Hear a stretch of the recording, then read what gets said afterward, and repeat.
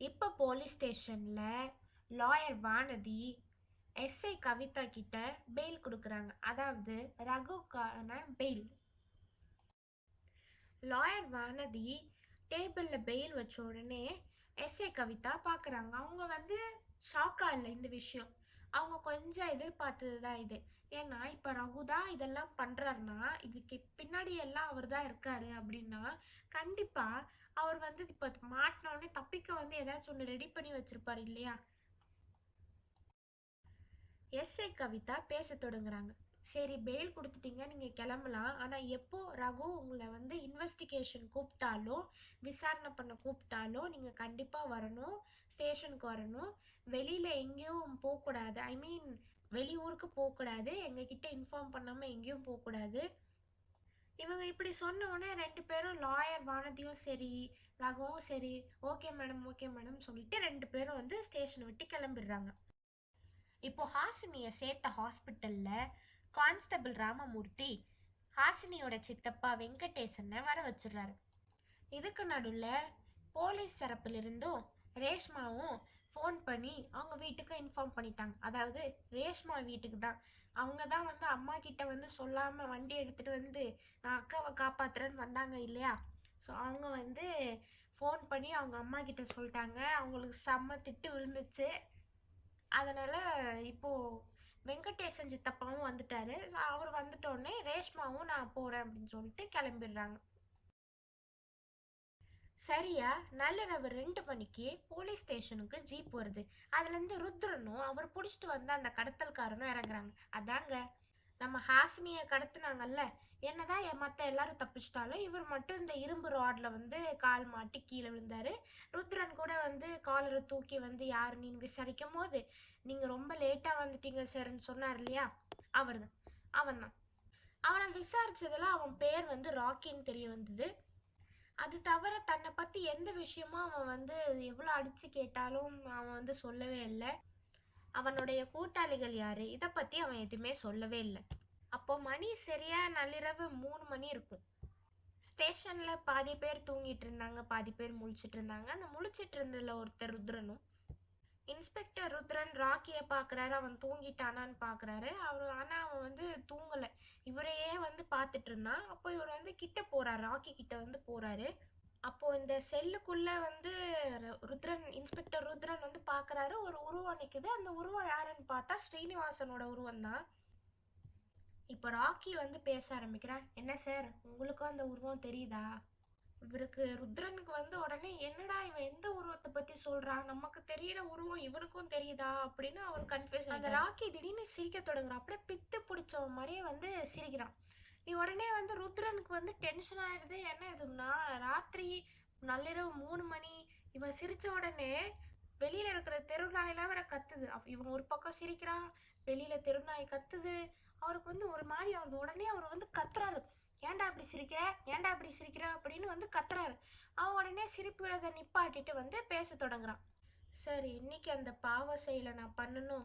அன்னையிலேருந்து அந்த உருவத்தை நான் பார்த்துட்டு தான் இருக்கேன். என் கண்ணை முன்னா கூட இப்போல்லாம் அந்த உருவம் தான் எனக்கு தெரியுது. அவன் திருப்பியும் அப்படியே பேச கண்டினியூ பண்ணுறான். சார், எனக்கு தெரிகிற அதே ஸ்ரீனிவாசனோட, அதாவது டாக்டர் ஸ்ரீனிவாசனோட உருவம் தானே உங்களுக்கும் தெரியுது. ருத்ரனுக்கு இவன் இப்படி சொன்னவொடனே அதை நம்பவே முடியல. என்னது, நான் பார்க்குற அதே டாக்டர் ஸ்ரீனிவாசன் சாரோட உருவத்தை தான் இவனும் பார்க்குறானா? ஒருவேளை நான் எதுவும் கனவு எது காண்றேனா? இவர் இப்படி யோசிச்சுட்டே இருக்க ராக்கி திரும்பியும் பேச ஸ்டார்ட் பண்ணுறான். 2 வருஷம் இருக்கு சார் அந்த பாவ செயலை நான் செய்து. இவன் இப்படி சொன்ன உடனே ருத்ரனுக்கு வந்து ஸ்ட்ரைக் ஆகுது. இவன் தான் ஸ்ரீனிவாசன் சாரை ஏதோ பண்ணியிருக்கான் அப்படின்னு இவனுக்கு புரிஞ்சிருது. புரிஞ்ச உடனே இவன் வந்து கீழே உட்காந்துட்டு இருந்தான். ராக்கி வந்து கீழே உட்காந்துட்டு தான் இவ்வளோ நேரம் பேசிகிட்டு இருந்திருப்பான். இப்போ வந்து இவருக்கு கோவம் வந்துடுது. அந்த சட்டையை பிடிச்சி இவனை தூக்கி உலுக்கி நீ என்ன பண்ண வர அப்படின்னு ஆக்ரோஷம் வந்து கேட்குறாரு. இவர் வந்து இதே மாதிரி கத்தி இவனை பிடிச்சி உலுக்கி குலுக்கி வந்து கேட்டுட்டு இருப்பாரு. ஆனால் அவன் வந்து பின்னாடியே வந்து இவருக்கு பின்னாடியே வந்து பார்த்துட்டு இருப்பான். பார்த்தா அங்கே வந்து டாக்டர் ஸ்ரீனிவாசனோட உருவம் வந்து அந்த செல்லோட கார்னர்ல வந்து ருத்ரனுக்கு பின்னாடி நின்றுட்டு இருக்கும். இப்போ வந்து ராக்கியை வந்து இவர் பிடிச்சி உலுக்கிட்டு இருப்பார் இல்லையா, கொஞ்சம் கொஞ்சமா வந்து அந்த உருவம் வந்து ராக்கியை நோக்கி வந்துட்டு இருக்கும். இவன் எங்க பாக்குறான் அப்படின்னு சொல்லி ருத்ரனும் வந்து திரும்பி பார்ப்பாரு. அப்போதான் வந்து நோட்டீஸ் பண்ணுவாரு. இப்போ இந்த ஸ்ரீனிவாசனோட உருவம் வந்து அவர் பக்கத்திலே வந்து நிக்கும். இப்போ ஸ்ரீனிவாசனோட உருவம் வந்து பேச தொடங்குது. ராக்கியை பார்த்து சொல்லுது, இங்க பாரு ராக்கி. இப்போ ஸ்ரீனிவாசனோட உருவம் வந்து பேச தொடங்குது. ராக்கியை பார்த்து சொல்லுது, இங்க பாரு ராக்கி, இப்போ மட்டும் நீ உண்மையை வந்து ருத்ரன் சார் கிட்ட சொல்லிட்டனா இனிமே நான் உன் பக்கமே வரமாட்டேன். அதாவது இனிமே என்னோட உருவமே உன்னோட கண்ணுக்கு தெரியாது. தயவு செஞ்சு உண்மையை சொல்லிடு. ஆனால் இப்போ இவ்வளோ நேரம் வந்து ஸ்ரீனிவாசனோட உருவம் வந்து பேசிட்டு இருந்துச்சு இல்லையா? ஆனால் இது எதுவுமே வந்து ருத்ரனோட காதல வில்லை. அவருக்கு எதுவுமே கேட்கல. ஆனால் இப்போ உருவம் நிற்குது அப்படின்னு வந்து தெரியும். பட் ஆனால் அவர் என்ன சொன்னாருன்னு இவர் காதல வில்லை, ராக்கிக்கு மட்டும்தான் கேட்டுச்சு. இப்போ ராக்கி வந்து ஒரு மாதிரி கையெல்லாம் நடங்குது. அப்படியே வந்து ஷாக் ஆகுறான். அவனுக்கு என்ன சொல்றதுன்னே தெரியல. அதுக்கப்புறம் வந்து ஒரு வாட்டி கண்ணை மூடுறான். கண்ணை மூடின உடனே அன்னைக்கு என்ன நடந்துச்சுன்னு யோசிக்கிறான். இப்போ வந்து யோசிச்சு பார்க்குறான். அன்னைக்கு வந்து இதை பண்ணிட்டு, அதாவது அந்த பாவ காரியத்தை பண்ணிட்டு அவன் எவ்வளோ கஷ்டப்பட்டான், எவ்வளோ ரெக்ரெட் பண்ணான் அது பண்ணதுக்கு அப்படின்னு அது எல்லாமே வந்து யோசிச்சு பாடுறான். அன்னைக்கு அவனோட உடம்புல எவ்வளோ நடுக்கம் இருந்துச்சோ இப்பயும் அதே நடுக்கம் அவனுக்கு இருக்கு. இப்போ வந்து கண்ணை திறக்கிறான். கண்ணை திறந்த உடனே பார்க்குறான், இன்னும் வந்து அதே இடத்துல வந்து ஸ்ரீனிவாசனோட உருவம் வந்து நின்றுட்டே இருக்கு. இவனை பார்த்துட்டே இருக்கு. இவனுக்கு குற்ற உணர்ச்சியா இருக்கு. இப்போ ருத்ரன் வந்து குரலை ஒசத்தி பேசுறாரு. இப்போ சொல்றியா இல்லையா அப்படின்னு சொல்லி ஒரு குத்து விடுறாரு. சார், சத்தியமா நான் வந்து ஸ்ரீனிவாசன் சாரை நான் எதுவும் பண்ணல சார். ஆனால் அதுக்கு உடந்தையா இருந்தேன். அதாவது அவங்க அன்னைக்கு அவரை கொலை பண்ணி காரில் வச்சு அந்த ஏரியில் தள்ளும் போது நானும் அங்கே தான் இருந்தேன். அதை என் கண்ணால் பார்த்துட்டே இருந்தேன். ஆனால் என்னால் எதுவும் செய்ய முடியல. நான் அவங்களில் ஒருத்தன். என்னால் அவங்கள எதிர்த்து என்ன செய்ய முடியும்? நான் அந்த கும்பலில் சேர்ந்து சரியா ஒரு வாரம் தான் ஆயிருந்தது. அன்னைக்கு தான் முதல் நாள் அவங்க ஒரு ஆளை கொலை பண்ணுறதை நான் கண்ணால் பார்த்தேன். அன்னைக்கு நான் செஞ்ச பாவத்தை இன்னைக்காச்சும் கழுவ முடியுமான்னு தான் நான் ஹாசினியை தப்பிக்க உதவி செஞ்சேன். அதாவது அவங்களோட கட்டை நான் ரொம்ப லேசாக கட்டினேன். அன்னைக்கு என்னால் ஸ்ரீனிவாசன் சாரை காப்பாற்ற முடியல. ஆனால் இன்னைக்கு அவரோட பொண்ணை வந்து காப்பாற்றணும். கொஞ்சமாச்சு என்னோட குற்ற உணர்ச்சி போகாதா? அவருக்கு ஏதாச்சும் நான் செய்ய முடியாதா? 2 வருஷமா, சரியா 2 வருஷமா, அன்னையிலேருந்து இன்னை வரைக்கும் என் கண் முன்னாடி அவர் தெரிஞ்சிட்ருக்கார். நான் கண்ணை 3 நாளாக அவர் தான் எனக்கு தெரிகிறார். இப்பயும் நீங்கள் என் பாஸ் யாருன்னு கேட்டிங்கன்னா என்னால் சொல்ல முடியாது.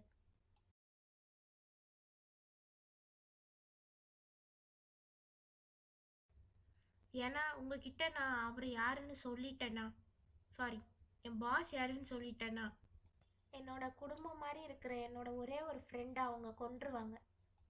இதுக்கு மேலே என்னால் எதுவுமே சொல்ல முடியாது.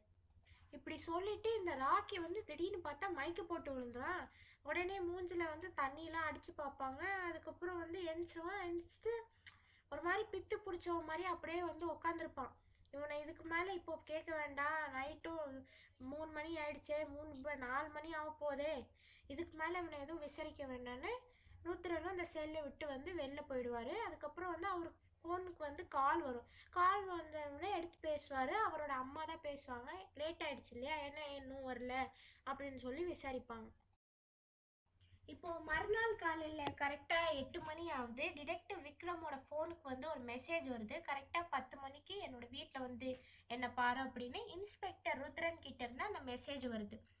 இது இப்படி இருக்க இன்னொரு பக்கத்தில் வந்து மணி இப்போ வந்து 9 மணி ஆயிடுச்சு. ரேஷ்மாவோட ஃபோனுக்கு வந்து ஒரு கால் வருது. அன்னோன் நம்பர்லேருந்து கால் வருது. கால் எடுத்த உடனே ஒரு மாதிரி அலறல் சத்தம் தான். ஒரு மாதிரி பதட்டமான ஒரு குரலில் ரேஷ்மாவோட அக்கா தான் பேசுகிறாங்க, ரேவதி தான் பேசுகிறாங்க. அவங்க வந்து ரேஷ்மா ரேஷ்மா என்னை காப்பாற்று காப்பாற்று, நான் எங்கே இருக்கேனே தெரில, என்னை சுற்றி வந்து ஒரே இருட்டாக இருக்குது. பொறுமை இழந்த நம்ம ரேஷ்மா என்ன பண்ணுறாங்கன்னா அப்படியே விருட்டுன்னு வந்து வெளியில் போகிறாங்க. வெளியில் போனோடனே அப்பா வந்து வண்டியை தொடச்சிட்டு இருப்பாங்க. இவங்களோட ஸ்கூட்டர் அதை வந்து தொடச்சிட்டு இருப்பாங்க. உடனே அப்பா கிட்ட தள்ளுங்கப்பா அப்படின்னு சொல்லிட்டு ஸ்கூட்டர் எடுத்துகிட்டு எதுவுமே சொல்லாமல் விருட்டுன்னு இவங்க கிளம்பிடுவாங்க. கிளம்பிட்டு வண்டி கரெக்டாக ஒரு வீட்டு வாசல் முன்னாடி நிற்கும். யார் வீட்டு வாசல்னு பார்த்தா ரகு வீடு. காலிங் பெல் அடிக்கிறாங்க, யாரும் திறக்கல. போட்டு கதவை தட்டுன்னு தட்டுறாங்க. அப்போ உள்ள கதவை திறந்துட்டு உள்ள இருந்து வெளில ஒரு உருவம் வருது. யாருன்னு பார்த்தா நம்ம ரகு தான். ரகு வர்றாரு. ரகுவுக்கு வந்து ரேஷ்மாவை தெரியாது. ஆனால் ரேஷ்மாவுக்கு ரகு தெரியும் இல்லையா? ஏன்னா இவங்க வந்து எல்லா கேஸ் டீட்டெயில்ஸ்லாம் பார்த்துருப்பாங்க. டிடெக்டிவ் விக்ரம் இருக்காரு, அவர் வந்து சொல்லியிருப்பாரு. இவங்க உடனே ஃபஸ்ட்டு வந்து பேச தொடங்குறாங்க. ரேஷ்மா பேச தொடங்குறாங்க. எங்கே என் அக்கா, என் அக்கா ரேவதி எங்கே என் அக்கா அப்படின்னு இவங்க கத்துறாங்க. ரகு உடனே யார் இது நம்ம வீட்டு வாசல் முன்னாடி வந்து கத்துறாங்க, யார் ரேவதி, யார் நீங்க முதல்ல அப்படின்னு வந்து அவரும் வந்து பதிலுக்கு வந்து கேட்க ஆரம்பிக்கிறார். என் அக்காவை நீ தானே கடத்தின, சொல்லு, நீ தானே அந்த வீரனை வச்சு பாக்கெட் வாட்சை டெலிவரி பண்ணி வச்ச ஸ்டேஷன்ல, அது எதுக்கு பண்ண, வீரனுக்கும் உனக்கும் என்ன சம்மந்தம், அப்போ நீ தானே இதெல்லாம் பண்ற, வீரனை வச்சு பாக்கெட் டெலிவரி பண்ண வச்சியே நீனு இப்படின்னு சொல்லி அப்படியே பேசிக்கிட்டே இருக்காங்க இவங்க.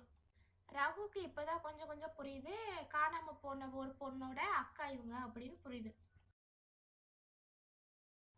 இங்க பாருங்க, வீரன் எனக்கு தெரிஞ்ச பையன், அவன் வந்து ஸ்டேஷன்ல மாட்டிக்கிட்டானோனே அவனை காப்பாத்தணும்னு நான் போனேன், அவ்வளவுதான். ஆமா, நான் தான் வீரனை வந்து பாக்கெட் வாட்சை டெலிவரி பண்ண சொன்னேன் ஸ்டேஷனுக்கு. ஆனா இந்த பாக்கெட் வாட்சை நான் டெலிவரி பண்ண சொன்னதுனால எனக்கும் இந்த கடத்தலுக்கும் என்ன சம்மந்தம் இருக்குன்னு நினைக்கிறீங்க நீங்க? இவங்களுக்கு வந்து ரேஷ்மாவுக்கு டென்ஷன் ஆகுது, கத்துறாங்க, அப்புறம் ஏன் நீ இதெல்லாம் பண்ற அப்படின்னு. ரகு எதுவுமே பேசல, அப்படியே நிக்கிறாரு. அப்படியே இவங்கள பார்த்துட்டே அப்படியே அமைதியா நிக்கிறாரு. இன்னொரு பக்கம் வந்து ரேஷ்மா வந்து ஒரு மாதிரி இப்போ கெஞ்சுற ஸ்டேஜுக்கே போயிட்டாங்க. ப்ளீஸ் தயவு செஞ்சு சொல்லு, இந்த கேஸ்ல ஒன்று நீ சொல்றது ஏதாச்சும் ஹெல்ப் பண்ணும், என்னோட அக்காவை எப்படியாச்சும் கண்டுபிடிக்காது ஹெல்ப் பண்ணும், நீ தான் ஏதாச்சும் பண்ணியா, சொல்லு அப்படின்னு இவங்க வந்து ஒரு மாதிரி அழுதுகிட்டே ஹை எமோஷனல் ஸ்டேட்டுக்கே போயிட்டாங்க. இப்போ ரகு வந்து பேசுறாரு, இப்படிதான் இருந்திருக்கும்ல, எனக்கும் இப்படிதான் இருந்திருக்கும், ஆர்த்தி காணாம போகும்போதும் எனக்கு இப்படிதான் இருந்திருக்கும், நானும் தான் புகார் கொடுத்தேன் ஸ்டேஷன்ல, இன்ன வரைக்கும் என் மனைவி வீடு திரும்பலையே. உடனே ரேஷ்மா கேக்குறாங்க, அப்போ உன்னோட ஒய்ஃப் வந்து அவங்க கண்டுபிடிச்சு தரல அப்படின்னா இப்போ நீ எல்லா பொண்ணுங்களையும் நீ கடத்துறியா அப்படின்னு வந்து கேட்பாங்க. ரகு உடனே அதுக்கு சொல்லுவாரு, இங்க பாருங்க, எனக்கும் இந்த கடத்தலுக்கும் எந்த சம்பந்தமே இல்லை, ஆனா நான் ஒத்துக்கிறேன், இந்த பாக்கெட் வாட்சை வீரனை வச்சு போலீஸ் ஸ்டேஷன்ல டெலிவரி பண்ணது நான் ஒத்துக்கிறேன், ஆனா இந்த கடத்தலுக்கும் எனக்கும் எந்த சம்பந்தமும் இல்லை, நான் யாரையும் கடத்தல. அப்புறம் ஏன் இந்த பாக்கெட் வாட்ச், ஏன் நீ ஏன் இவ்வளோ சுயநலவாதியா இருக்க, உன்னோட ஒய்ஃப் இப்போ இருந்திருந்தா கூட அவங்கள இப்படியா வந்து உன்னை யோசிச்சிருப்பாங்க, இப்படியா உன்னை பண்ண சொல்லியிருப்பாங்க, அவங்க இந்நேரம் வந்து உன் முன்னாடி நின்னா கூட அவங்க உன்னை வெறுத்திருப்பாங்க அப்படின்னு சொன்ன உடனே, இங்க பாரு, மறுபடியும் சொல்றேன், இந்த மாதிரி பொண்ணுங்க கடத்துற அளவுக்கு நான் ஒன்றும் மோசமானவன் கிடையாது. ஆமா, நான் தான் வந்து பாக்கெட் வாட்ச் அனுப்புனேன், ஆனா எதுக்கு அனுப்புனேன், அப்போதான் இந்த கேஸை வந்து சீரியஸா எடுப்பாங்க போலீஸ் அப்படின்னு நான் அனுப்புனேன், இல்லைன்னா என் மனைவி காணாம போகும்போது எப்படி அவங்க கொஞ்ச நாள் தேடிட்டு விட்டுட்டாங்களோ அதே மாதிரி இதையும் விட்டுருவாங்க. நிறைய பொண்ணுங்க நம்ம ஊர்ல காணாம போடுறாங்க சரியா 12 மணிக்கு, எப்படி, ஏன், யார் இதெல்லாம் பண்றா, இந்த மாதிரி ஏதாவது பண்ணாதான் இது ஒரு டிஃப்ரெண்ட் கேஸ்ன்னு மேல் இடத்துல இருந்து அவங்களுக்கு ப்ரெஷரும் வரும், அதுக்குன்னு இப்படிதான் போலீஸ் எல்லாம் திசை திருப்பிவியா அப்படின்னு ஒரு குரல்